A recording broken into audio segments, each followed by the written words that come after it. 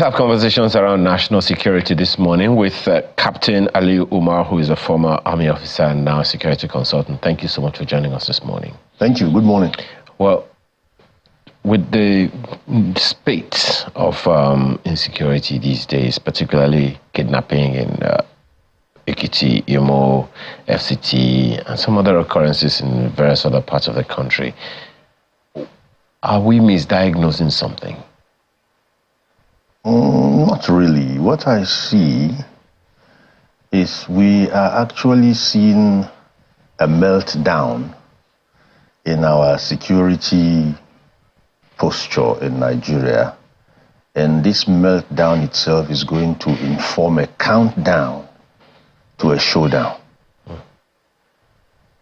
We've been handling these threats with kid gloves. We've been calling them names and whatever we do, but you can see within the last 30 days that these threats are becoming more daring, they are becoming bolder, and they really have no reckoning for any level of authority, be it cultural, religious, military, political.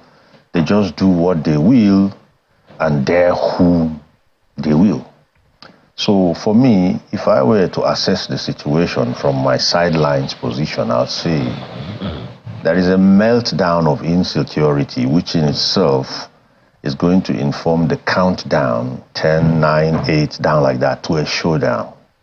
As I've always said over the years, like a decade now, 2 Jonathan years, 8 Buhari years, we have to lock horns and break horns. We have to show these people that, look, democracy has teeth and democracy can bite. You know, every time I hear, that we have insecurity, we have some marauders doing stuff, the first question that I'm asking is, are they above the law, or are they getting some kind of insulation? Because we've had governors say stuff to us that I'm still finding very difficult to understand, and I do not have persuasion. And I'm wondering how many Nigerians are feeling exactly the same way.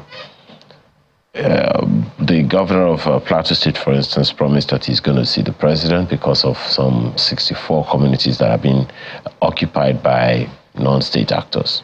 We've heard governors tell us that there are some powerful Nigerians who are behind one occurrence or the other. We have had the current minister of solid minerals, again I make that reference, saying that, look, some powerful Nigerians are behind some activities, some insecurity activities, particularly in mining areas and all of those things. The question that I'm asking is, and then I'm hearing someone saying, we need political will to deal with insecurity, so I'm at a loss. Yeah, you have to be at a loss. But then, if we have to address this issue, I ask again, who are these powerful Nigerians? Are they faceless or are they nameless? Look, Makinde, if any man liveth whose mother is a woman like mine, then he can be taken on. The most powerful Nigerian I know, and I stand to be proven wrong right now, is Mr. President. Okay? So this idea of telling me some powerful Nigerians, it's not for me. I recall in these studios, I once said, you see, these problems are not intractable as they seem. They are just people who are cashing out. They are cashing out on these problems. It's a simple thing. If you do not meet madness with equal or more madness, or as Albert Einstein said, if you can't solve a problem at the same level with it, you have to go a notch or two higher. So it's simple. Who has the job role to solve this problem? You put the problem on the table and let him pick from the menu the ones he can solve. He gives you a time frame and he gives you a requirement, whether logistics, financial, what you want to call it. Give him what he requires, probably with a 2%, markup, and add 2% time frame to what he has requested for the time frame, and If he doesn't come with results, but the money gets spent, then he has to go. We have a country to run, and you have to be dispassionate at this stage about running Nigeria. No emotions, it has to be cold. Let me use the word, we have to be ruthless with our threats. And anybody that doesn't look like a solution to the threat should just stand aside. We've taken enough. In the last 8 years, during the Buhari years, 17,000 plus dead to just kidnapping. We've not talked about other threats. In the last 8 months, we have over 1,800 or so. And the numbers are not abating. And yet we keep coming up with all manner of verbiages and very decent sounding, to describe these things. The bottom line is simple. We have to lock horns with our threats, and we have to break horns. Okay. The report we saw before this conversation began with you, Captain Umar, was talking about park rangers, Nigerian Army training some park rangers to be able to protect Nigeria from, many of these so-called ungoverned spaces and all, and the forests and all of those things. And one of the questions that comes to my mind is pretty simple. Many of these threats, just as you have said, they happen in the states. There is a so-called chief security officer in the state. Yes, I know. There is. Okay, maybe I should ask it as a question. Is it excusable that the reason the governors cannot do much is because they do not control their own police and they don't have their own security apparatus? It's part of it. It's part of it. And I can tell you, if these governors, a good majority of them, had these controls, they don't have the will. I'll tell you why. As far back as 2015, when this problem was still at its infant stage, I drew out a blueprint of what can be done to nip it in the bud. I was able to give it to 4 governors, 1 late chief of army staff, and a traditional ruler. Alas, the reason is the solution is so bold and daring that some of them just do not have the will and the heart to stamp it and say, let's do it. Okay? Now, the thing is this. If we were to add up all the bandits and all the kidnappers and all the terrorists, I don't think we're going to make 100,000 people. But they are spread all over. They are spread all over because each act they are able to draw and execute successfully emboldens aspiring bandits. It becomes a cash cow. We can walk in and walk out as we like. But you see, if you are ruthless with one, you send message out to the 99 remaining. If you are passionate, compassionate with the other, he's repentant, let's forgive him, you send messages out to the others. Now, from my own profiling of banditry, they see dialogue, they see superior argument, they see reasoning as a sign of weakness. This kind of people only understand brute force. And that's what their leaders lead them with. Brute force and fear is what they have reckoning for. They don't see the majesty of the state as anything. They don't see the magnanimity of a governor as anything. They see it as profound weakness.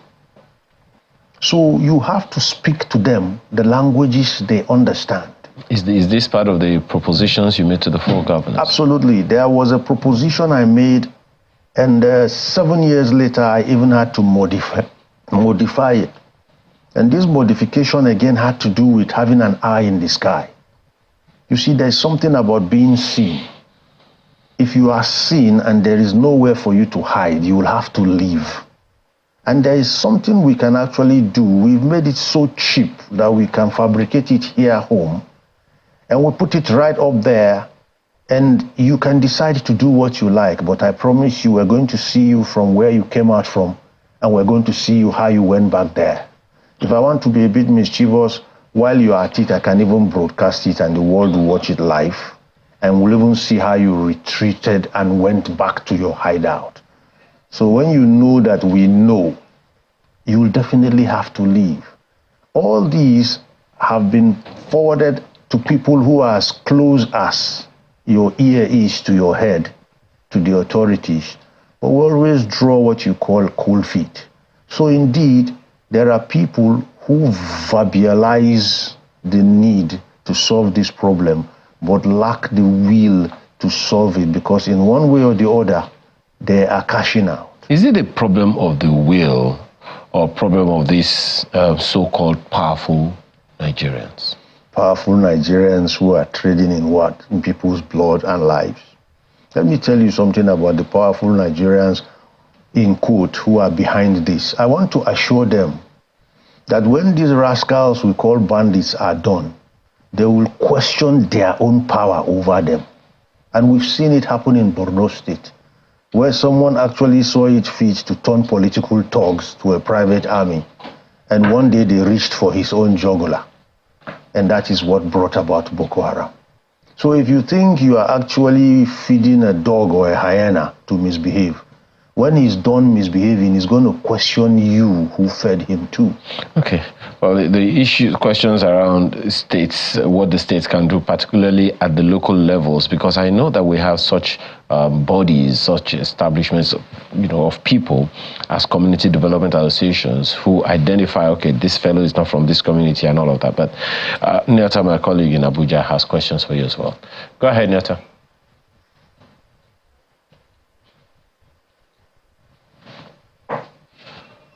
No, that Aliyu has just been asking you a couple of questions bordering on the need to take decisive action. But you alluded to a statement or some things you had said since 2015. And in my mind, you're painting a picture of no solution possible. Is that what it is? Oh, there are all solutions possible, okay? As I said, the problem is not intractable. There are solutions. And these solutions, when they are proffered, seem to come across what you can call hiccups or even, roadblocks that just stagnate them. So at a point in time, when you start putting a solution forward to the same set of people and you're not getting anywhere, by my kind of training as an intelligence officer, you tend to begin to get red flags that you could be complaining to the problem. And the worst thing you can do in our kind of business is to continue to complain to the problem, because eventually you become the problem. That stage, one just now takes. I'm with you, go ahead. Captain Aliyu, for a while you have been, if I may use the phrase, out of circulation. Maybe, I guess that's what you're implying when you're saying the same thing over and over again and nobody wants to listen to you. But let's talk to Nigerians, and how be it some of those who are threatening the safety of this country, and people might even be listening. But if you're going to talk to Nigerians, what would you tell them they should be doing? Because I do know that every citizen hearing you now looking to secure himself. What would be the advice you give to Nigerians and indeed everyone living in this country to say, as it regards this matter of insecurity, this is what you need to do, that's what you need to do? Indeed, there are three places where we have to talk to Nigerians, three what we call contact points of the average Nigerian with insecurity, as it were, or the vectors of insecurity, as we want to call them. First, we have to learn how to move, how to walk, and how to live. Those are the three contact points where they pick people up like you take chickens out of a coop.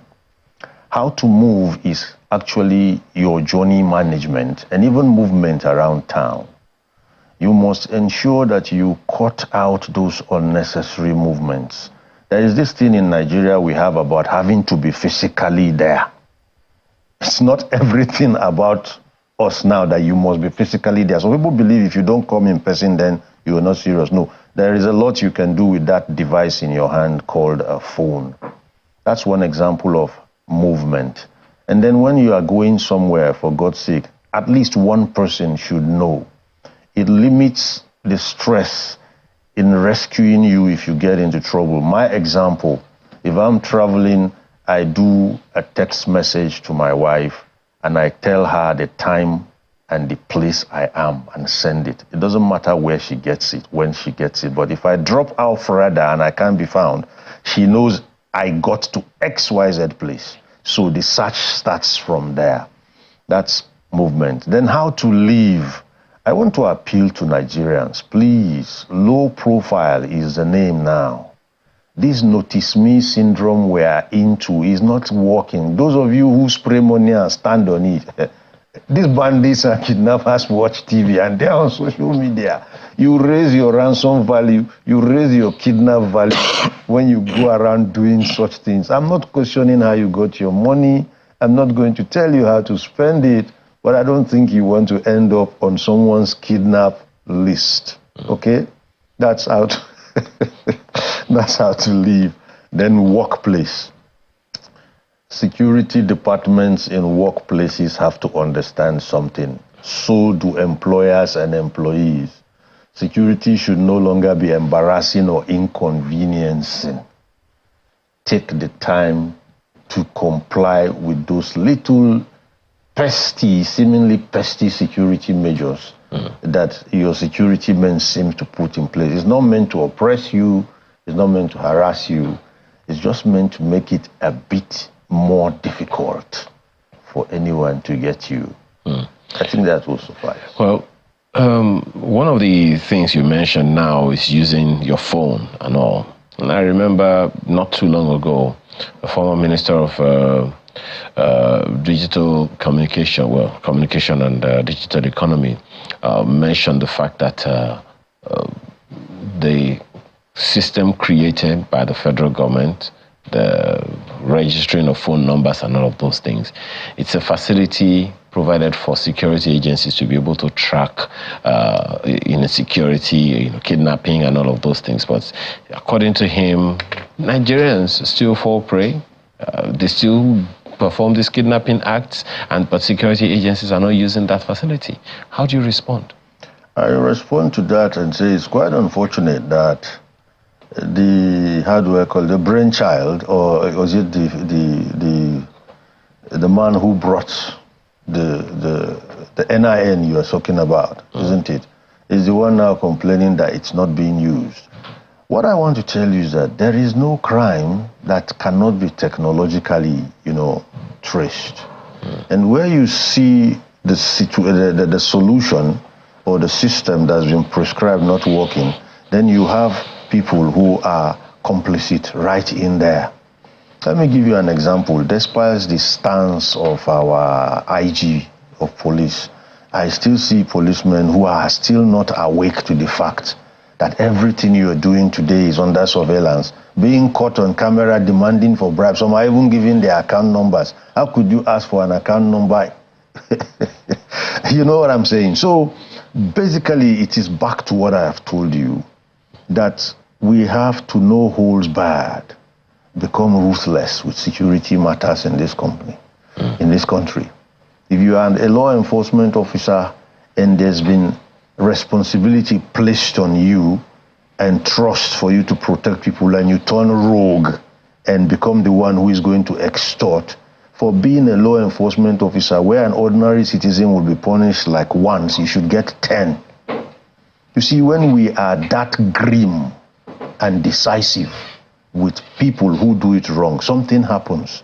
The message begins to spread. But there are those who have also hinted at, for instance, at one of your, should I say, colleagues or bosses, in the army, said recently that, in an interview with us, that there is a military angle to security and there is a political angle to it. Absolutely. How much of what we have on hand now is political?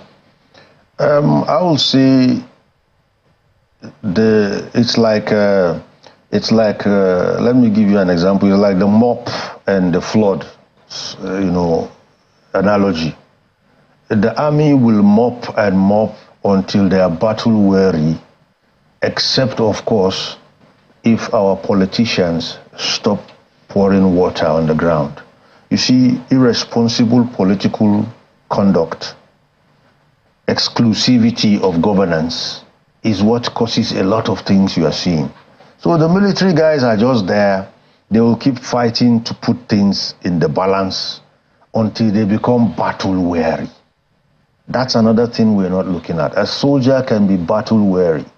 It's a situation where anxiety and depression sets in when all you have to do is to fight back to back, day by day. And then you start seeing soldiers misbehaving. That's why a soldier took on a governor the other day. It's part of what you call battle fatigue. So when you have people who are masters of the art of creating problems, then you are going to be seeing a merry-go-round effect. They are going to be creating more problems. The more problems you mop up and clean up, you are cleaning up and picking up after them, and they are just littering the place with more and more problems. So basically, our politicians have to come to terms with themselves and say, listen, we must begin to behave responsibly, because exemplitude is a very strong social driver of good governance.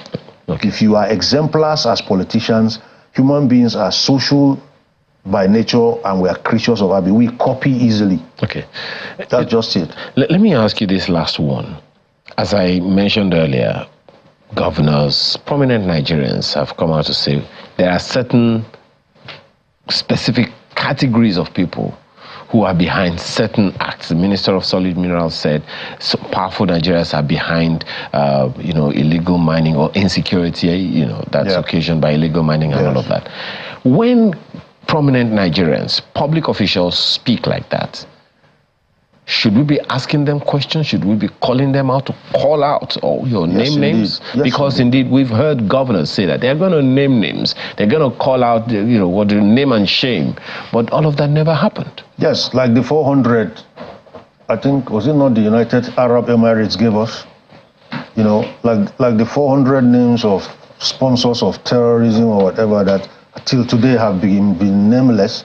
So you see, if we don't take that approach of calling people out to call others out, then these things will just continue to deteriorate day by day. Okay. And we'll have faceless human beings and so-called powerful people behind this. We can't afford that anymore. Captain Indeed. Aliyu Umar, former Army officer, thank you so much for your time this morning. Truly appreciate your perspectives. You're welcome. Truly, truly do. Well, a few comments from you listening to this program. Bomi sent us this one about the CBN. Says, I concur with the allusion by the CBN governor that the Naira is undervalued. The major reasons for the daily devaluation is speculation, prevalent corruption, and laundered monies invading the forex market to exchange ill-gotten wealth for dollars, which are easily moved around. That's from Bomi. Miata. And that's where we would have to say thank you for letting us be a part of your morning. We thank you for all those that sent in their comments. We could only take one from Bumi. I'll be looking at all the others tomorrow and subsequently. But again, remember all the things happening today. We'll keep you updated on them. The National Assembly is resuming today. Plenary, they're resuming that today. And then there is that stakeholders gathering looking at child cancer and how to eliminate and curb it as much as possible. Plus, there is news that the president might be inaugurating a tripartite committee on the national minimum wage. We'll clarify all of that and bring them to you in the course of our broadcasting. Thank you so much. I'm Neo Taigbe. Have yourself a beautiful day. The news is next on the hour. I'm Ayo Makinde. Do have a wonderful rest of your day.